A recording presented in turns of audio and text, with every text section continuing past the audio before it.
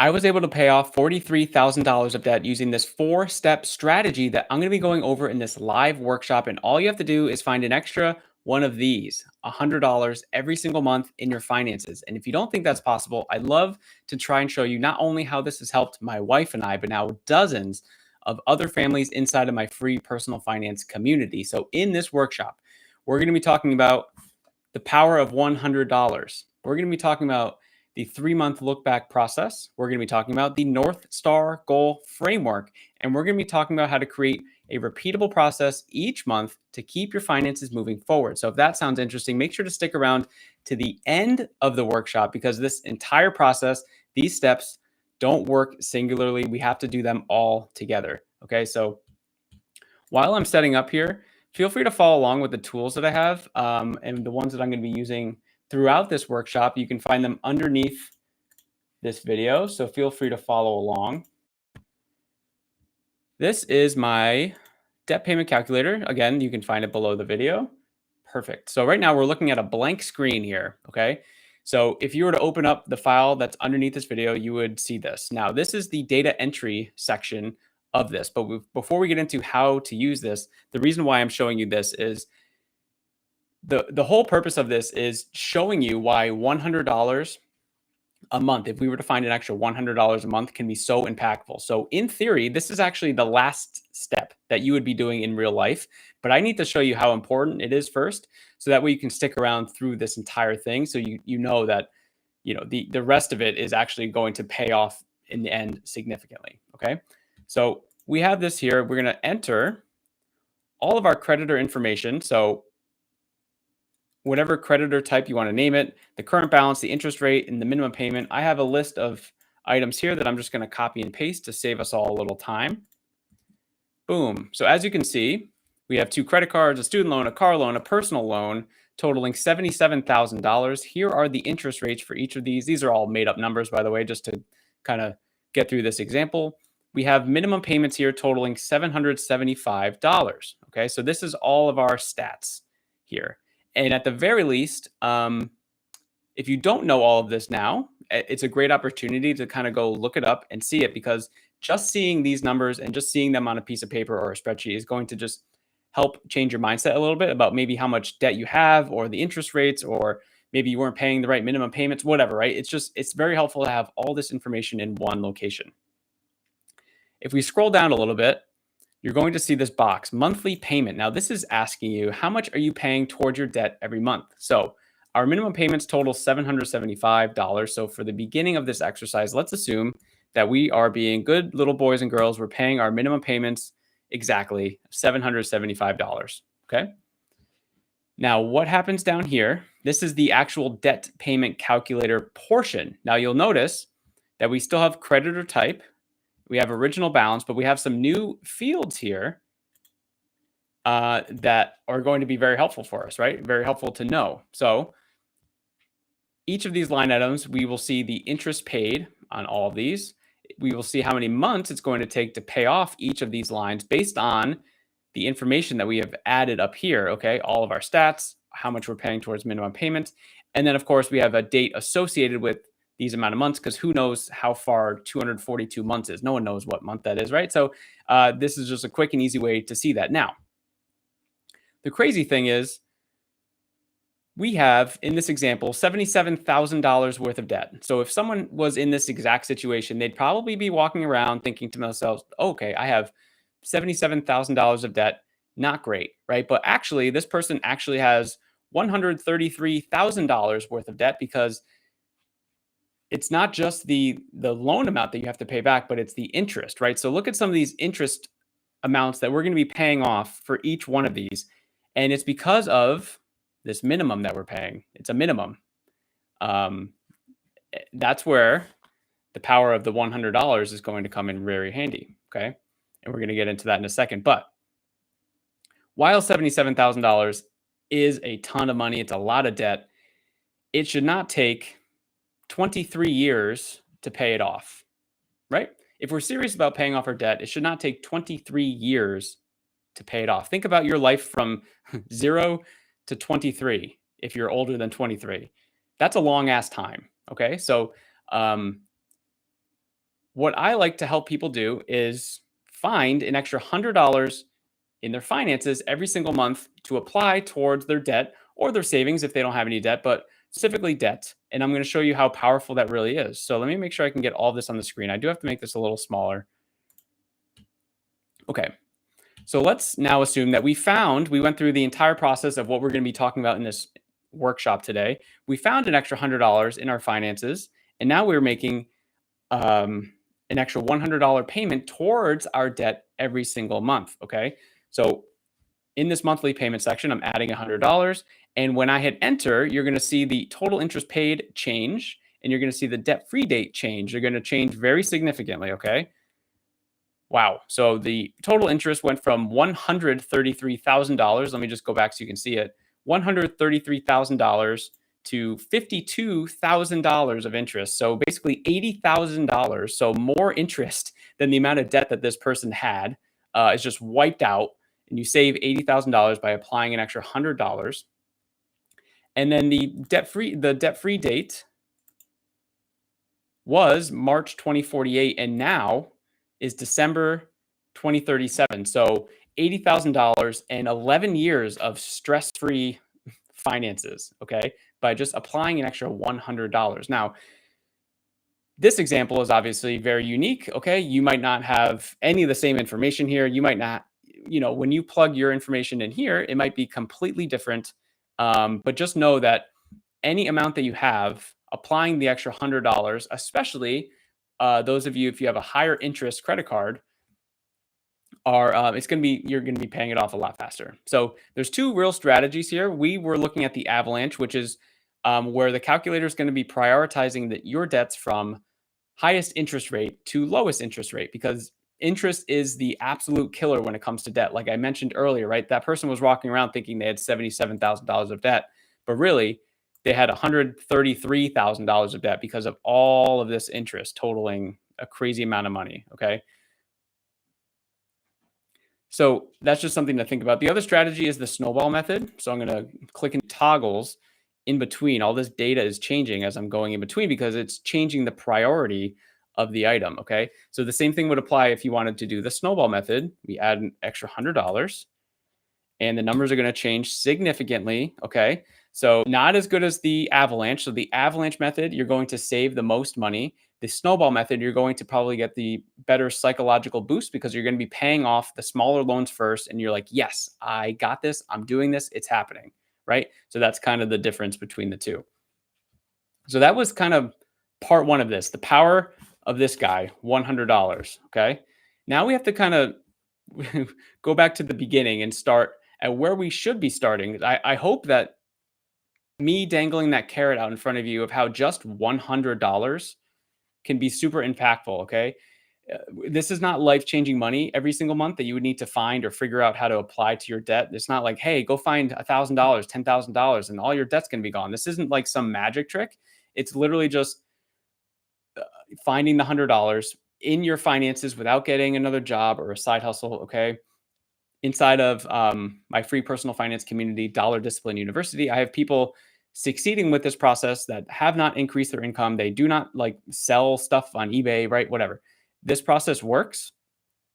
This is what my wife and I use to pay off $43,000 of debt in just over a year. And I'm seeing other people that I'm working with have forward momentum success, which is awesome. But we can't get there without doing what I call the 3-month look back process. What this process is as it kind of sounds, we want to look back. So if you're new to budgeting, if you've done the budgeting thing before, you've never really had anything to like stick, you've never like stayed with it, I would recommend trying this strategy. So 3-month look back, what we want to do. So I am doing this workshop in July. So we'd want to look back 3 months, April, May, June. We want to look at everywhere that we spend money. So it could be a credit card, a debit card, cash. It's a little harder to go back and think about where you spent your cash. Okay. So that could be a little harder. But we want to go through all of our statements. However, we track where our money was going in and out. That's what we want to look at. So again, I've kind of saved us some time here. So let's assume that we've gone through this process, and this is just for variable expenses, by the way. You can do it for all expenses if you want. The reason why I like doing it with variable expenses is because we kind of know what the fixed expenses are, right? If you have a rent or a mortgage, those are fixed.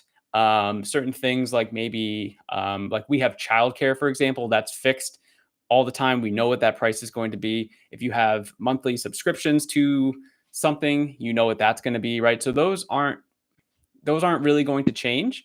Um, the best thing to do and the higher leverage thing to do right away first is just look at the variable expenses to look at our spending habits. So for variable expenses, I'm talking things like groceries, gas, utilities, things that we buy every single month or every other month, whatever, infrequently, every month, doesn't matter.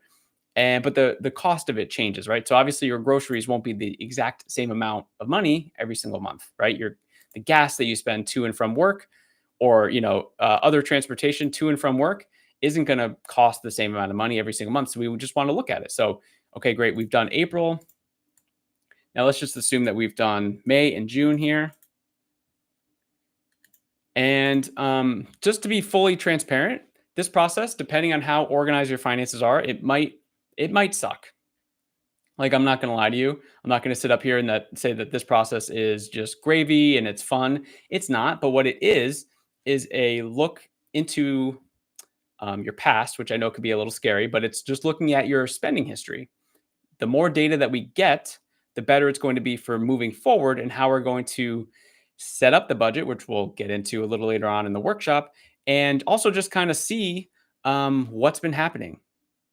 Because let me know if you guys can actually remember what you ate for lunch 4 days ago, right? No one remembers. So imagine trying to think in your mind after 30 days what what purchase you made 30 days ago, right? No one remembers. So after we go through this entire process, we have 3 months of variable expense categories, okay? What this section over here is doing is it's getting an average actual. So it's taking all 3 of these, dividing by 3, and it's getting an average. So what we want to do is look at these these categories here, the averages, just kind of take like a high level view at them, like, does this make sense? Or, is this more than what I expected or less or what? And just kind of gauge it. Okay. And spoiler alert. So the one that people are like, wow, I can't believe I'm spending so much money in almost all the time is dining out, food delivery, restaurants, etc. So that's a little, cheat sheet there, a little, little hint. And again, I don't like to tell people how to spend their money, but what we're going to be talking about next applies to this section here. So let me just go full screen here for a moment. So far, we've talked about the power of $100. Okay, how just $100 in our finances can make a massive difference when paying off debt and even saving money, just building the habit. If you've never saved money or you're not consistent, try saving $100 a month. No, you won't get rich from it, but you're going to build up the habit that's going to lead you towards the financial goals and whatever aspirations you have in life. It's just going to build the habit slowly and surely. There is no get rich quick scheme. Okay, it's start small and then go bigger. I think a lot of people just would ignore saving $100. They just think it's irrelevant, or ignore putting $100 extra towards their debt, thinking that, oh, this small amount of money can't do it. It can. It absolutely can. The second thing that we talked about, and we're kind of still talking about, but we're going to add this third element here, is the 3-month look back. Okay, so we're going to be looking at all of our expenses, seeing what our historical spending has been, and just kind of taking a peek and seeing what's happening under the hood there, right? The next process, I should say, is called the North Star Goal Framework, and it really ties into this process pretty well. So let's say that you go through this entire process and you're like, oh, wow, dining out, food delivery. Whoa, wow, this, that, right? You're like looking, you're like, wow, this is high. Wow, this is lower than I thought. Cool. Now that we know where we've been spending our money, we need to know where we want to start spending our money. Okay, so how the North Star Goal Framework works is You get down, you get a piece of paper and a pen, get out your notes app on your phone, whatever, and just write down the most important things that are happening in your life or you want to happen in your life. They could be life stuff, it could be financial goals that you want to have the next month, in the next 10 years. It doesn't really matter. Just write down a list of the things that it matters to you the most. So, like for example, for me, my wife and I, we have 2 kids, so obviously there'd be a lot of kid stuff on there. My wife would be on there too, obviously. And all of this stuff that I'm doing for all this personal finance stuff that I'm doing for everyone would be very important. Like, I just want to genuinely help people get wins in their personal finances. So that would be something.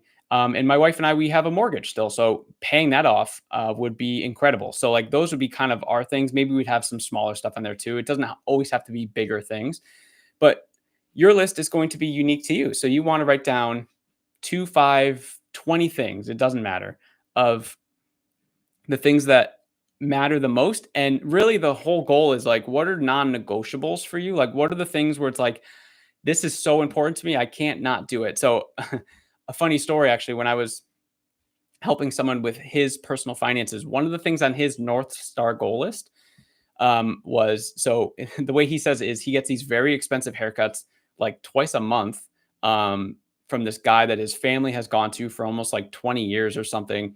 But he said it's like $80 a haircut, which seems kind of expensive, but like, who am I? I don't know. I get free haircuts at home, whatever. But he's like, this is kind of a non-negotiable to me. It's just like this guy's family. I can't just like go there and just tell him that I'm never coming back.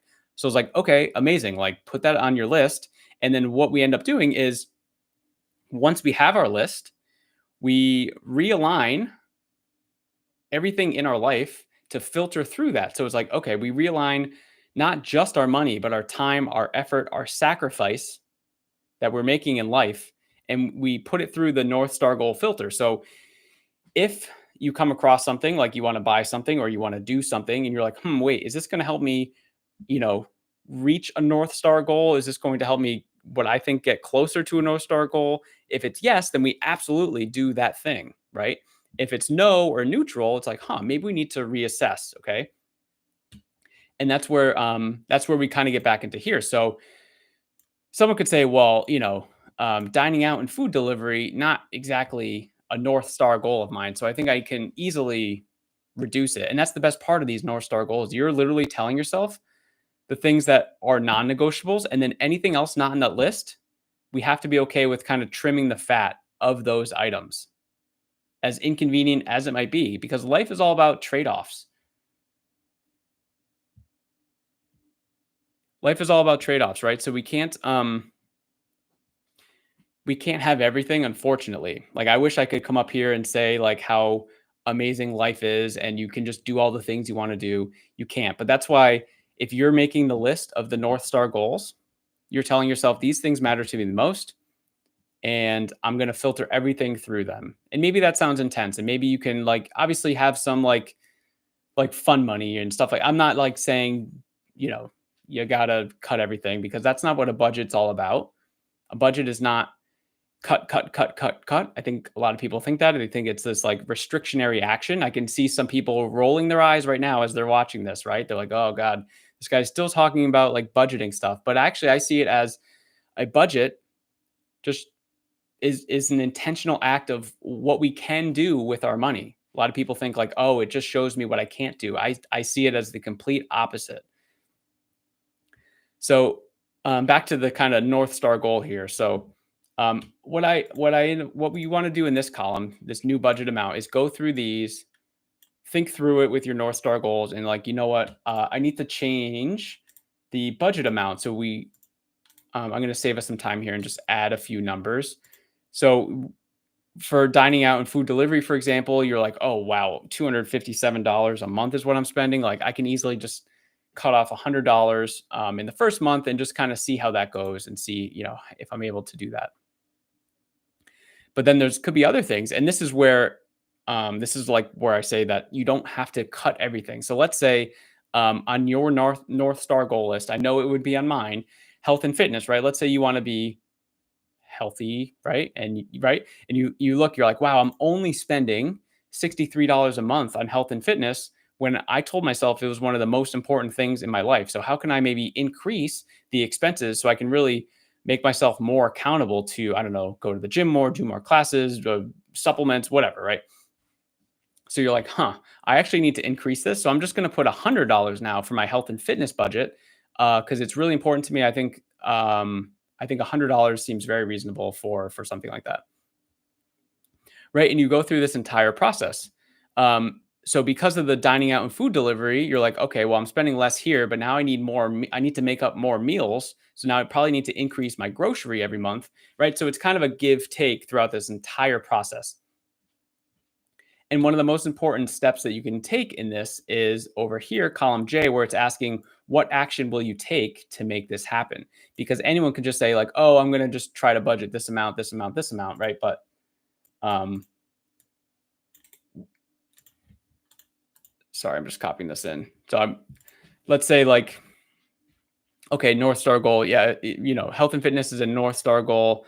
Dining out, I was spending it recklessly, right? I want to put money towards debt. So you could just put something simple like that, where it's like, yeah, I want to pay less towards the convenience of food delivery, and I would like to pay off my debt faster, please, right? So just things like that. It's just an action step for you to help yourself stay accountable. And in this step, monthly savings. So what this section is doing, it's looking at your average and your budget. So, or your new budget. So if your new budget is higher than the average over here, we get a red cell, meaning that we're spending more in that category. And again, that's not a bad thing. Okay. It's just literally a visual to show you how everything's falling for you.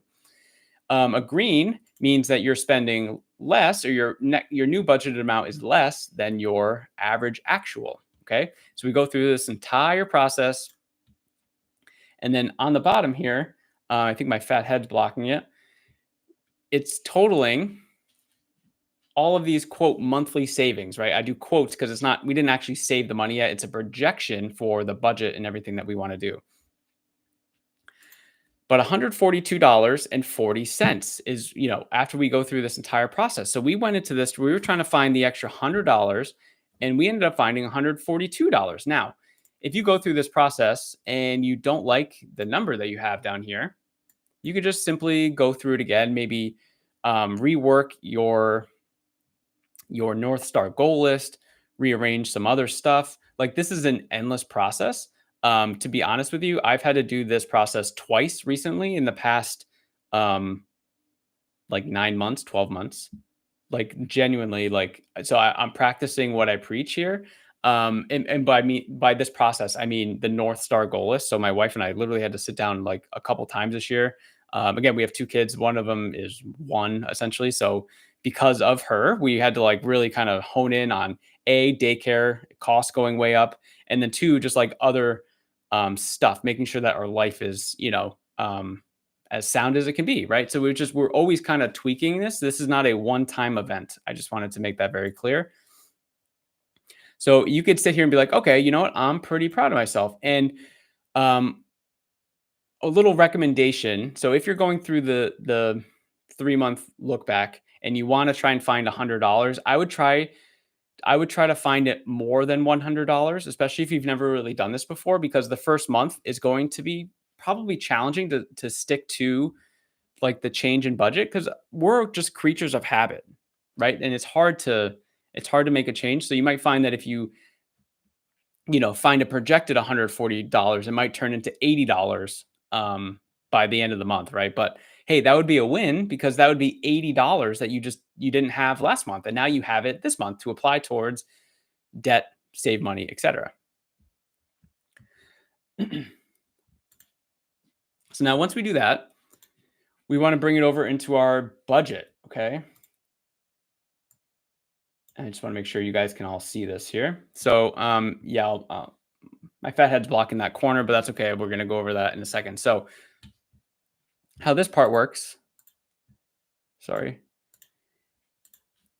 is this budget template is based on the idea called zero-based budgeting. And what that means is for every dollar that comes in, we want to have a specific home for it in our on our budget in our wallets, whatever we want to call it, right? So the way I like to think about it is surely, everyone here has gone to some sort of event or venue, like a stadium or a concert or something, right? And when you walk in, you have a ticket for a specific seat, right? And that's how I want you to think of every single dollar. The arena is your budget, and the ticket is $1. So let's say you're going to an event that has 10,000 seats in it. Okay. The 10,000 seats represents how much money you're making in the month. And each person's ticket represents $1. And when the person walks in the door, the ticket tells them where to go. So we want to tell our money where to go. Okay. So I hope that analogy was helpful. So I'm just going to copy and paste again, just some examples in here to save some time. And then we're kind of going to go over this. So our budget is based on how much money we make. So let's assume this example, there's two people in a household, okay, and they make about $7,000 a month. So that is what our total budget is now based on, right? We have to base it on our expected income. We have to at least make a plan for the month. And that's why we have an actual tab here, an actual column. If this changes, we can alter everything, but we have to kind of have an idea of what we make each month. Now, I know a lot of people have variable income. So the way we can do that is similar to the 3-month look back, but for your income. So it's basically like doing the same thing, going back 3 months. And if it's just income, I would recommend going back maybe 6 months, 12 months, because there's going to be a lot less transactions. It's going to be way easier to manage. But that way you can see maybe seasonally or when you make more money or less money, depending on the variability of your job or your industry, whatever. But the whole point of this is this budget is based off what we make. Okay. And then we have here our fixed expenses. And these are going to be things like your mortgage, your rent, maybe a cell phone bill, internet, childcare, whatever, right? You guys know what that means. And since this amount doesn't change, the actual, right? That's what we're basically budgeting for. So if you notice, some of these numbers are changing up here. This section here, remaining to budget, it basically takes your income, so the $7,000, and it subtracts all the totals of all of our budget sections, which is fixed expense, variable expense, financial goals, and debt. And so this is telling us, okay, we have $1,150 left to budget. Now over here, leftover money. So this is out of the expected $7,000 that we're going to make this month. It's taking the $7,000 and now it's subtracting the actual money that we've spent in fixed expenses, variable expenses, financial goals, and debt type. Okay. So as we enter numbers, you're going to see that these two are going to be changing, which is cool. So you'll notice here in variable expenses, we already have numbers in here, and that's because these are pulling from the 3-month look back tab. So once we go through this entire process, we enter our new budget, it flows onto the actual budget itself, which is pretty cool. And then we go through the month. And let's just say that we made these actual payments in each of the categories. Okay. Now, if you remember, well, you might not remember the specifics, but if we go back to our debt payment calculator, our minimum payments for each of these totaled $775. So we would want to budget for, at the very least, $775, right? We're going to do that. And let's say you also want to be aggressive and you want to put money towards your emergency fund. Okay, so we're going to budget that. Now, what happened if we were not able to find this extra $142, right? This wouldn't be as high, obviously, right? So if we took the average, for example, of our variable expenses, and we didn't do this process at all, we just started budgeting, we'd only have $30 left out of everything that we've done so far. But because that's not the case, and we went through the 3-month look back, it's now showing that we have an extra $175 that we can budget. Okay. Now this is budget and this is not spending money, right? So let's go back to let's use our debt payment calculator, and we want it to tell us which one we should apply to. So I'm going to do the avalanche method. So it's saying credit card 2 is what we want to pay off first. So I'm going to go to credit card 2 and I'm going to add 175. And what's going to happen is this is going to turn to 0, meaning we have no extra money left to budget, which is exactly what we want to do. Okay. And then let's say the entire month plays out and we're like, yes, we're doing the whole debt thing.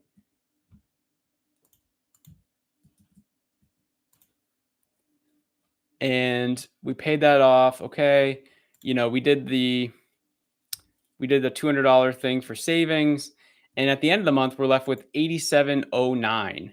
And well, I guess, you have a predicament at that point. You could either put the money towards the emergency fund, you could put it towards debt. But this is just a kind of a way to show you that when we find money in our finances, when we find the extra $100+ a month, we have options. Okay. So if debt is the focus, let's put it on the debt. If saving money is the focus, let's do that. If there's another financial goal, let's do that. It's going to go full screen here for a second.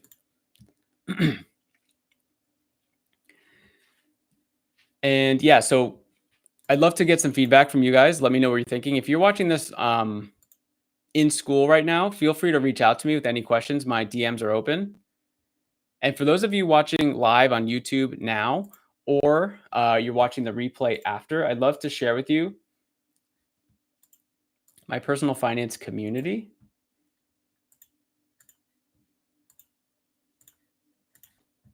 Dollar Discipline, oops. Dollar Discipline University. 1 second here. Gotta love tech stuff happening, right? Here we go. Cool. I am gonna make this bigger. All right, so in this community, first of all, what I do with all new members is I have a free strategy call. Okay, so you join the community. Right now, there's 77 members in here, which is so cool. We've had almost 10 people in the last week. So it's kind of been gaining some steam, which is awesome. Anyway, free strategy call for every new member. That's something that I'm offering to everyone. So it's an opportunity to introduce ourselves. We talk about where you are with your finances. We talk about where you want to go, where you want to be, and then we, if you try to figure out a game plan and moving forward. Sometimes it will involve these resources that I'm talking about in this live stream. And yeah, I think it's just really cool to connect with everyone inside of here. So if you join and you've liked this live stream so far, or maybe you've seen something else from me and you kind of like how I'm delivering this, then this is basically what a call would look like with me. That's why I do these things live, because it's really hard to fake live. So if you like me, great. If you don't like me, that's fine too. And recently I polled the people inside this community, hey, what's kind of the thing that you need more of in this community? I gave them a bunch of options, and by far the winner was accountability. Everyone felt like they needed more things for accountability. So what I've actually done in here is I've created some events for the community. So every other week I have something called Finances Friday. Basically what that is think of it like study hall, but for adults. Okay. And a lot of times when I talk to people, they want to win with personal finances. They want to do the thing, but they never find themselves putting the time or the effort into it. So this is literally a 1-hour call where we're just going to go on a video call, and we're all just going to sit there in silence and work on something that we want to work on for our personal finances, right? So it could be updating our budget. It could be paying a bill. It could be like zooming out to 10,000 feet and like taking a holistic view of our finances, of our path moving forward, and just try to figure out like, what are we doing here? Okay. So that's every other week for 1 hour, just like get your stuff done kind of thing. Right. Once a month, I'm doing something called Money Roundtable, and everyone inside this community is going to be able to join the call. And it's just talking about things that maybe people are struggling with, maybe wins that people are having. So it's not going to be like this where I'm sort of doing a workshop sort of thing. It's going to be everyone contributing. At least that's kind of the goal of what I want to be happening. And we don't have to share, like, you don't have to share personal numbers or even personal stories or whatever, but it's just like feedback loops of trying to help each other, because we're all on the same journey here. Everyone in this community is trying to do the same thing. Everyone's on the path to pay off debt, save more money, and just feel more confident with their finances. Okay. I've also created something where every week we have an accountability post. And what I'm doing is the person who won the last week, so whoever gets the most likes gets to make the new one. So Crystal in the community got to make this one because she won last week, which is really cool. So that's me giving some power back to the community, right? Because I don't think community is about me at all. I might be like driving the ship, but everyone else is doing all this. Like everyone in here is so important to the community. So I'm just trying to give back as there, but it's just another accountability thing. Like, hey, what do you want to do for the week? What's your goal? What are you trying to? They could be small things because it's just for 1 week, right? So it's hard to. You can't have some massive goal in a week, but it's like, what are you going to do this week? What's the one small thing this week that you're going to do to help move yourself forward? So on top of that, we also have a lot of free resources here. Kind of like the tools that we talked about here. I have a lot more coming in this section. I'm working on some stuff now, but right now it's the free tools. So debt payment calculator, the budget template. There's an emergency fund calculator and a net worth tracker in there as well. If you're interested in any of that.